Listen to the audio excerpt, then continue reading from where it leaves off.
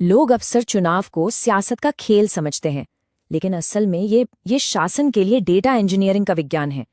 आज हम गैनसरी विधानसभा क्षेत्र के राजनीतिक परिदृश्य की गहराई में उतरेंगे और ये समझेंगे कि जमीन की हकीकत को एक मजबूत और सच्चे जनादेश में आखिर कैसे बदला जा सकता है।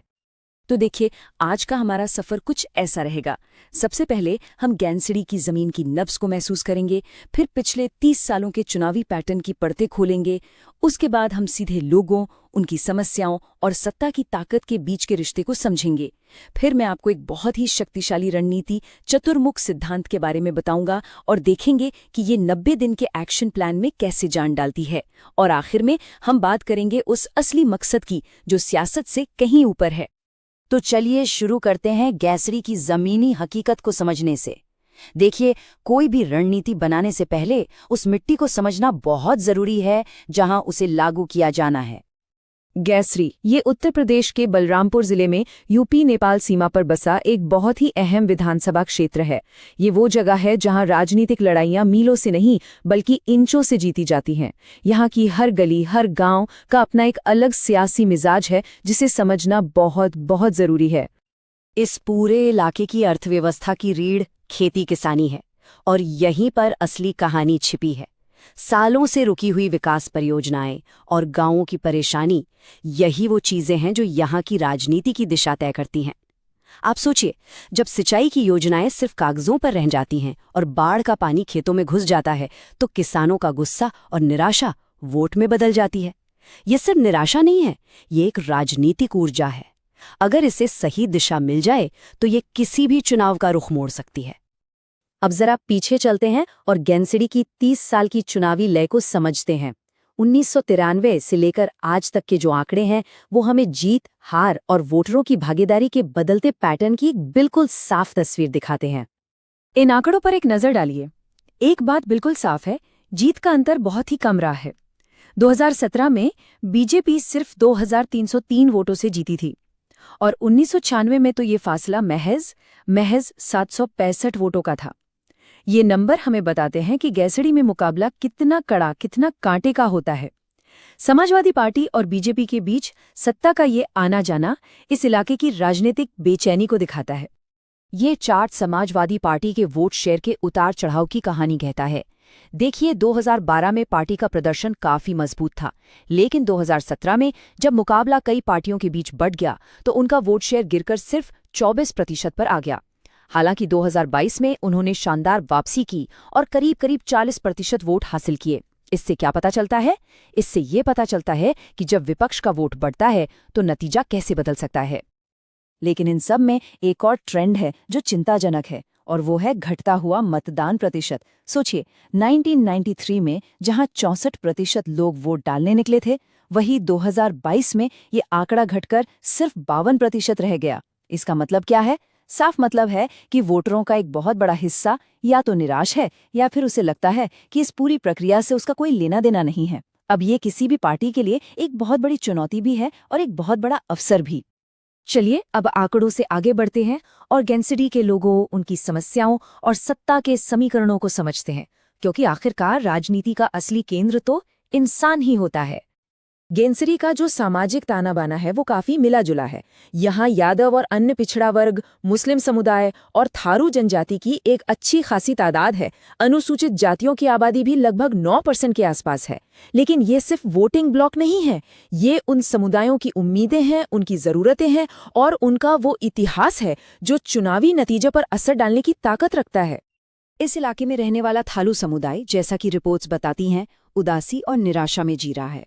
अब देखिए, जब किसी समुदाय को ये लगने लगे कि उसे नज़रअंदाज किया जा रहा है, तो ये सिर्फ एक सामाजिक मुद्दा नहीं रहता, ये एक बड़ा राजनीतिक सवाल बन जाता है। क्योंकि जब उम्मीद टूटती है तो वोटर नए विकल्प की तलाश में निकलता है। और इन भावनाओं के पीछे बहुत ठोस वजह हैं। दशकों से अटकी हुई कोंडरी घाट सिंचाई योजना, बाढ़ को रोकने का कोई पुख्ता इंतजाम न होना, गांव में बेरोजगारी और महंगाई और सरकारी अनुदानों में कथित हेरफेर, ये वो मुद्दे हैं जो लोगों की रोजमर्रा की जिंदगी पर सीधा असर डालते हैं। यही वो फ्रिक्शन जोन है जहां से सत्ता के खिलाफ लहर पैदा होती है।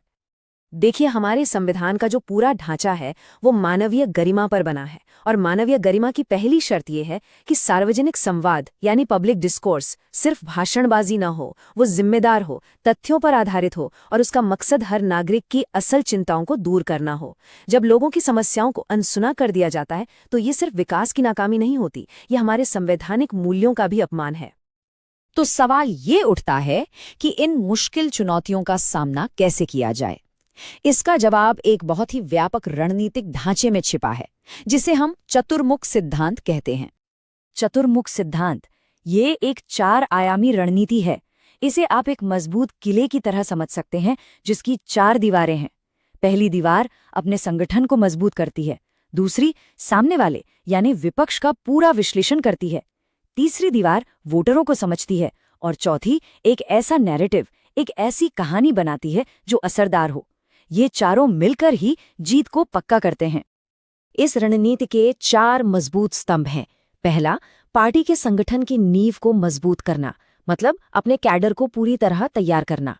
दूसरा, अपने विपक्ष की ताकत और कमजोरियों को बहुत बारीकी से समझना।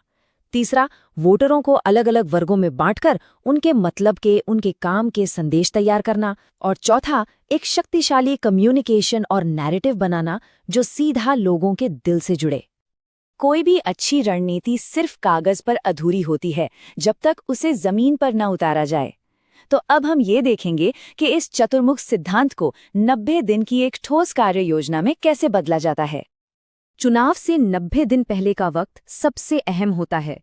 पहले 30 दिन यानी D90 उम्मीदवार को मजबूत करने और वॉलंटियर्स की ट्रेनिंग पर फोकस होता है। फिर अगले 30 दिन यानी D60 पूरी ताकत जन लामबंदी और घर घर जाकर प्रचार करने में झोंक दी जाती है। चुनाव से 1 महीना पहले मीडिया और नैरेटिव को हर तरफ फैलाया जाता है, और आखिरी दिन यानी पोलिंग के दिन सारा ध्यान सिर्फ एक चीज पर होता है, वोटरों को मतदान केंद्र तक लाना और बूथ का मैनेजमेंट। इस पूरे चरणबद्ध तरीके के पीछे एक बहुत साफ सोच है।